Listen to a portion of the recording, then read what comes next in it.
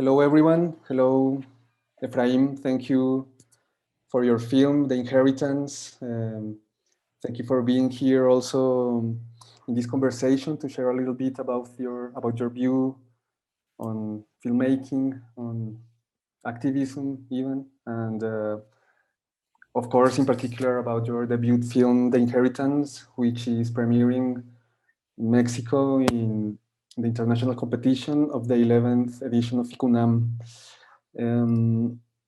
Well, before I begin, I would like to make a little introduction to our audience, about you, for having a little bit more of context, maybe. Well, so Ephraim Asili is the director of The Inheritance. He's a New York-based filmmaker. Before The Inheritance, Ephraim made a good number of short films, 5 of which are reunited in what is called the Diaspora Suite.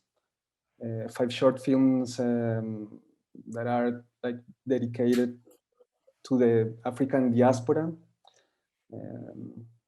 So the films, I'm going to say them like a little bit fast. It's Forged Ways from 2011, American Hunger from 2013, Many Thousands Gone, 2015, Kinda, or Kinda, from 2016, and Fluid Frontiers.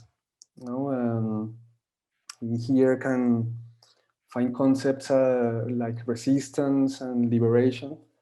And in The Inheritance, well, Inheritance is not an exception, for this. I also can say freely that in the case of Ephraim, filmmaking is a part of a wider initiative, so to speak, which is activism.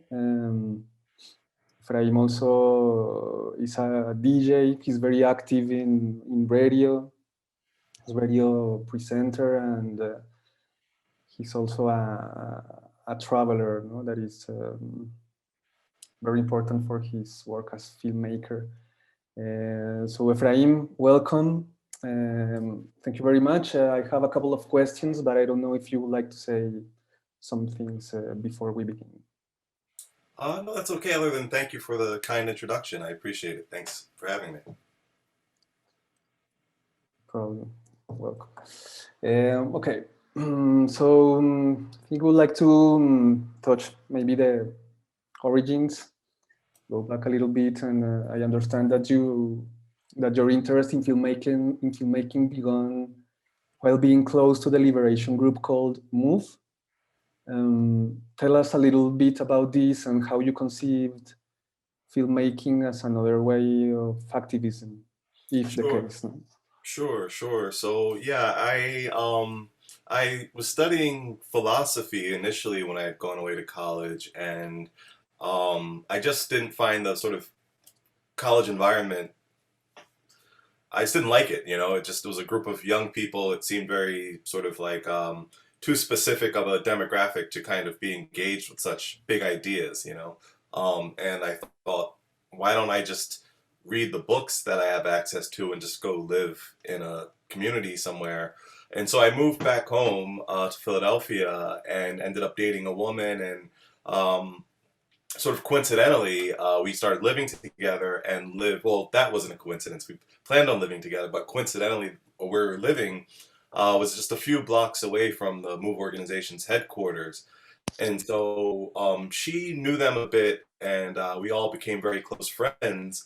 And increasingly, I found myself kind of engaged with activist work in terms of political prisoner support and environmental justice, etc., and less kind of engaged with some of my more lofty intellectual concerns. And as time went on, I was just perfectly happy doing that, but I started to have my doubts about sort of conventional ways of activism. This is in the early aughts. And so, we're talking 2002, 2003. And so at the time, the standards in activism in terms of outreach were still like going out to street corners and handing out flyers and pamphlets, or maybe going out and wheat pasting somewhere, a bunch of information. And then one day a documentary crew came along and made a documentary with Move. And it was the first time that I had seen filmmaking done up close. And, I didn't grow up around filmmaking or anything. So for me, it was always something that was like prohibitively expensive, or was so much a part of, I'll say, the dominant culture, that I never thought about doing it myself. But then here come these guys, and they make this very sort of DIY film that ends up having a sort of national impact.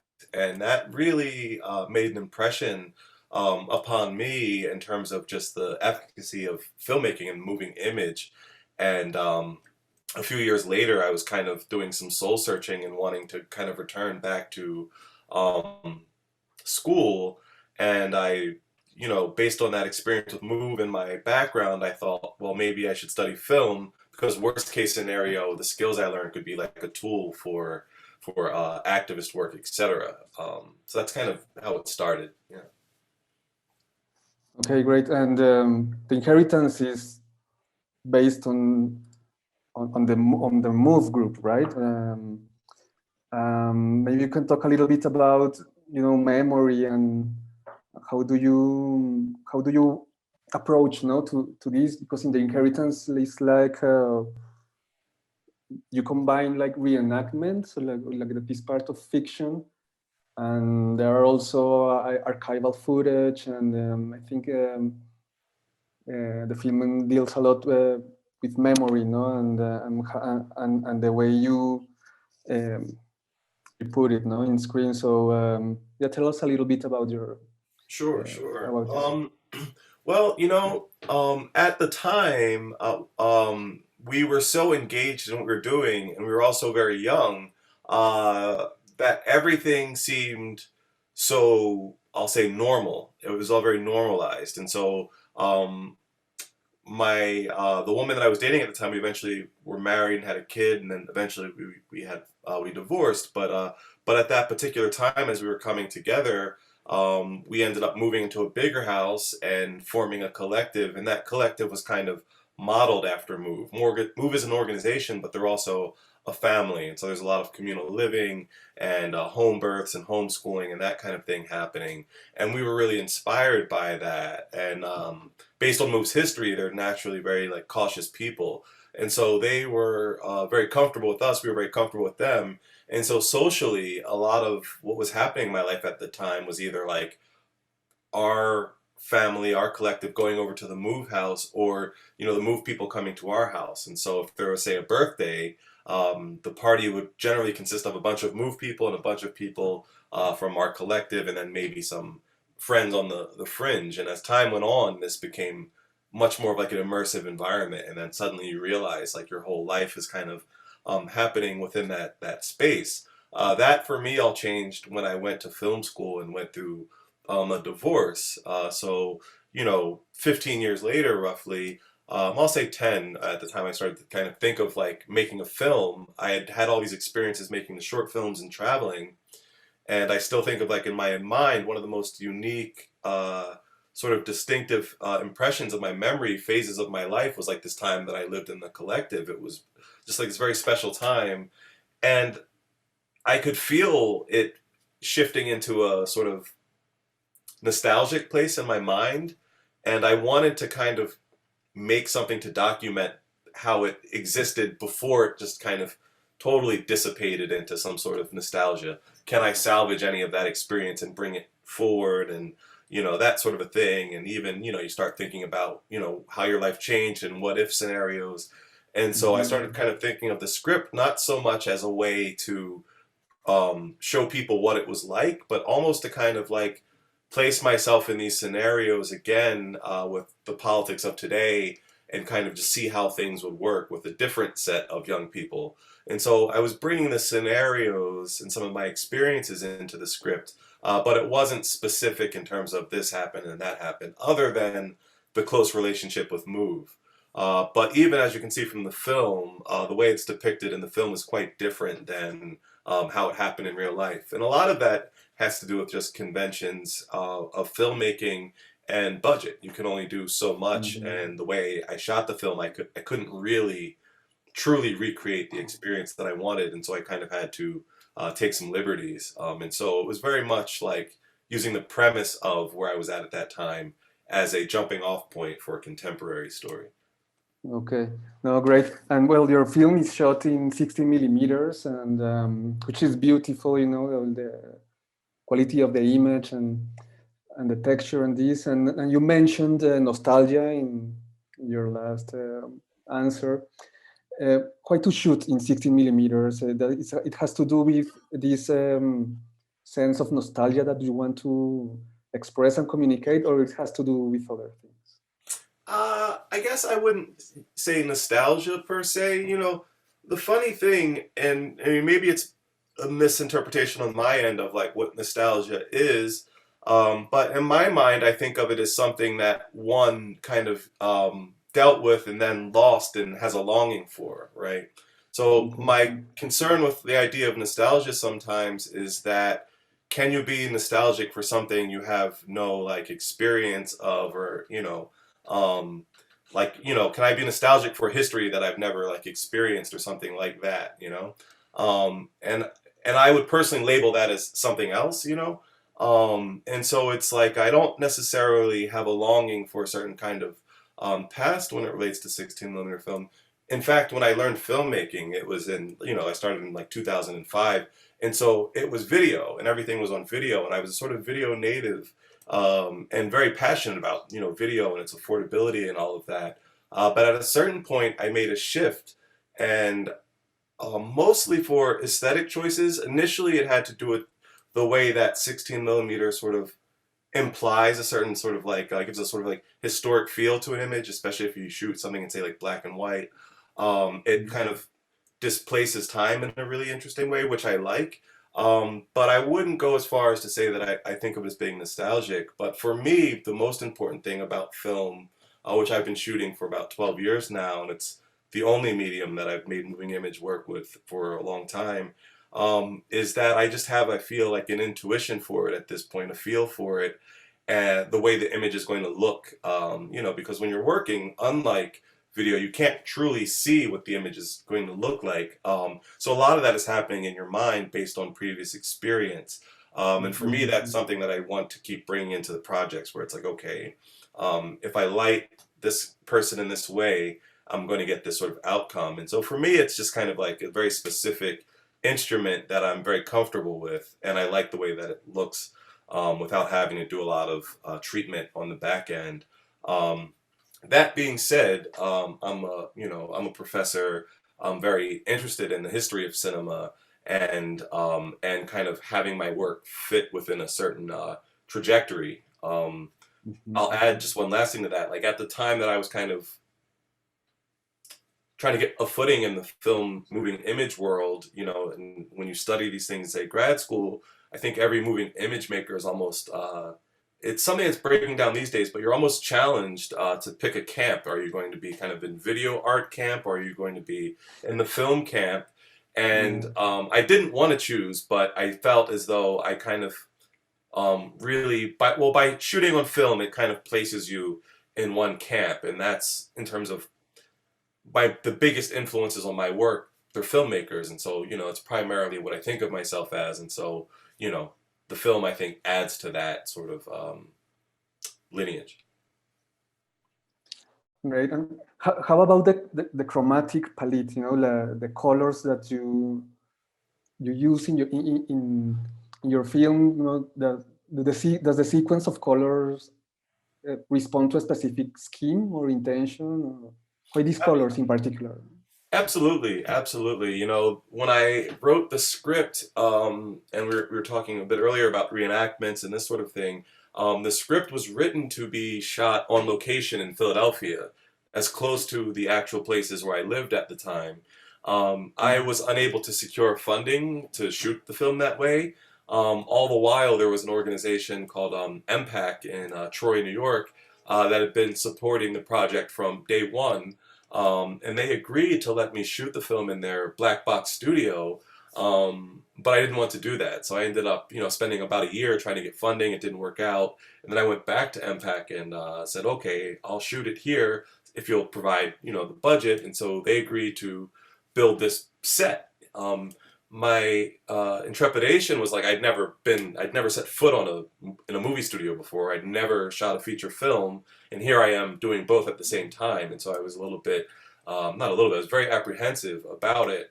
So my first impulse was, fine, I'll shoot in the studio and I'll try to make the sets look like a house in West Philadelphia. And the more I went into that, the more I tried to understand how film budgets and productions work, it seemed like a big waste of time to work on making these sort of intricacies of a certain kind of home design. And so I thought, okay, what if I resisted my tendency for realism and went totally to the opposite end of the spectrum, which led me to kind of dealing in primary color. Also, I was very concerned with the sort of history of how brown-skinned people are lit in film, which is historically designed to sort of maximize what you can do with fair skin. The film emulsion is made that way. The history of cinematography is catered toward that look. And so when you start dealing with people that have more pigmentation in their skin, the accent is often better with more color. And so that was something that I knew I wanted to kind of address. And so for me, I just let myself take a lot of liberty with the color, but at the same time wanted to keep a certain sort of minimalism so that it felt thematic as opposed to just full-on psychedelic. Okay, no, that's great. It's a decision also based in the color of the skin of your actors, no? And the way to potentiate this and that.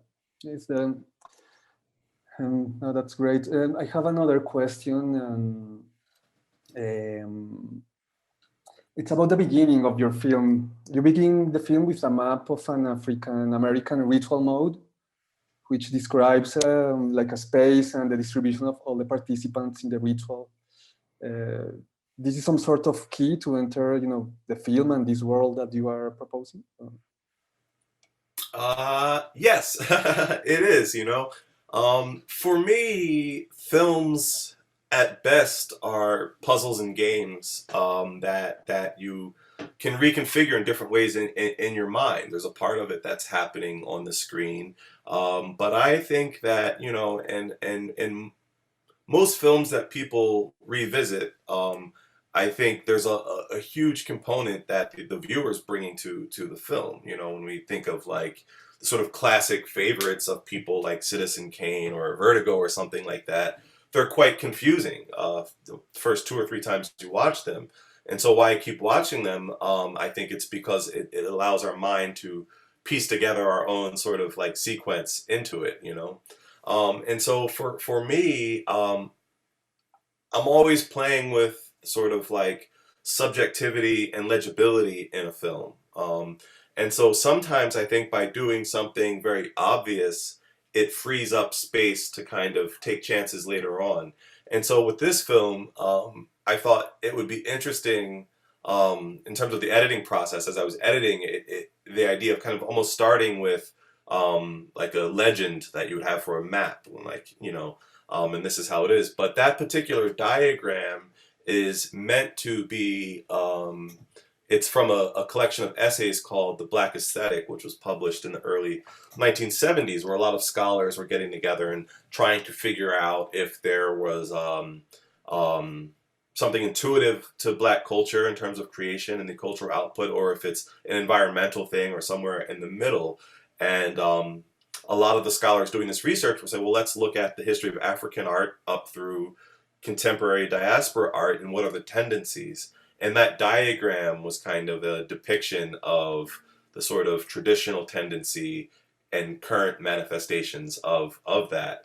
And so for me, it was like, yeah, I'm trying to activate all of these things in this film. But that being said, I didn't use the diagram in writing it. It was kind of like, it was something that kind of came up when we were working on the set design. And I thought, this is a perfect sort of like point of entry for this project. Okay, Great. Yeah. Yeah. For me, this film was great. I learned a lot because the film also offers like a very well curated selection of Black artists, you know, musicians, fighters. Is this something that you also do, like in radio or in? I haven't seen your short films, but I don't know if this is an intention only in the inheritance or of this, or you're interested in this like in general, no, in all your Sure. work as activists. Yeah, it's a generalized thing. It's a big theme in the work. It's manifested in different ways and different times. But when I first got started, like I was saying, I was primarily interested in video, and then there was a window of time where I was mostly interested in sort of like appropriating video and repurposing things. And for me, I mean, as you can maybe see in my background here, it's like I've always been really interested in hip hop, and I've always been like a DJ, and that was my first sort of medium. And I've always been obsessed with like sampling and beat making for a really long time. And you know, as I got older and started studying art, I realized, you know, like, oh, this is a form of collage. This is musique concrète. You know, this is it, there's a place there's language for this in the sort of high art world, um, and the sort of use of appropriation. But early in my career, I felt like I was doing it in a very direct sort of way, you know, like, oh, I'll just take this thing from the internet and re-edit it and so forth. As I developed as a filmmaker, I tried to resist appropriating things, but trying to understand what is it about the thing that I'm appropriating, and can I make sort of like an original version of that. And so I'm a big fan of having like a personal archive, and I get a lot of inspiration from things that I find collecting records or books, etc. And so I'm always trying to like cycle that stuff back through my work, which is for me not unlike when I'm doing, say, like a DJ set. You know, it's like I travel all over the world, I bring home all this music, and when I go to a club to play, you know, it's this condensed, compressed version where I'm putting all these things. And I don't know if the audience always notices, but there's often an arc to it where I'm, you know, I might start out with some disco and then get into house, and then, you know, these connections and themes being kind of bounced around. And so for me, that's something that, yeah, I really like to explore. And in fact, one of the motivations for making a feature was to be able to stretch that out in a way where I can do justice to the materials that I'm bringing in as well as my original content. I've always struggled in my short films to kind of, you know, short experimental films, it's hard, I think, to work with equal amounts of like appropriated, found imagery and original stuff. You know, I kind of want to minimize the amount of ideas I'm putting in a short film. But with this, I felt I could really have an expansive piece. And so for me, it's like there are a lot of references and quotations, and it's for me as if I'm sampling at points, and that sort of a thing, like a sort of collage piece. Ah, that's great, and that's something that you can do in a feature film. No? Maybe in a short film, it's you don't have much time, maybe, to to do all this. No, so it's great. I have a last question. I would like to ask you: was the film La Chinoise de Godard a reference for you to make this film? How's your lecture of this film, and how was the approach? No? Yeah, absolutely. As I was saying before, I got interested in filmmaking through Move and my connection there. I then ended up going to film school for a couple of years as an undergrad, and then grad school for film. And it didn't take long from enrolling in film school to kind of discover this treasure trove of sort of like activist artist filmmakers. I'd seen lots of activist videos in my life. You know, you can't really, especially at the time, be involved in activism and go to a protest, and there would often be these sites set up at any given protest where we would look at what we called at the time riot porn, people getting into confrontations with the police, etc., often with really intense like punk music, and it was great propaganda for the moment. But I wouldn't go as far as to be like it was like art, you know. It was like I wouldn't rewatch any of these sort of things. So when I discovered, you know, filmmakers like Chris Marker or Godard, etc., I was delighted because here we have something that's happening with a certain amount of sophistication in art as well as politics. So when I stumbled onto La Chinoise, I thought, this is really interesting, but clearly this guy's never lived any of this stuff in the way that it's depicted in the film, which is something that I actually find charming, the sort of naivete of the activists in his film. But it was one of those things from the first time I saw it, I always, in my mind, jokingly almost thought it would be really great to like remake that film based on my own real life experiences. And then when I kind of started to think more and more about making a feature film, I kind of was like, you know what, I'm just gonna like run with that concept of just like this collective. And so that film was a huge point of reference, as is his work in general. But that specific film was definitely something that I was responding to and referencing very directly in my film. Yeah, so you can say it's a beautiful homage. Thank you. Ephraim, thank you very much. I'm done with my questions. I don't know if you would like to say something or finish this, or yeah. No, again, thanks again for having my film and for the great questions and conversation. And I hope everyone who watches it or watched it, I guess, by the time you're seeing this interview, enjoyed the film. Excellent. Great, Ephraim. Thank you very much. Thank you. Okay. Bye-bye. Bye.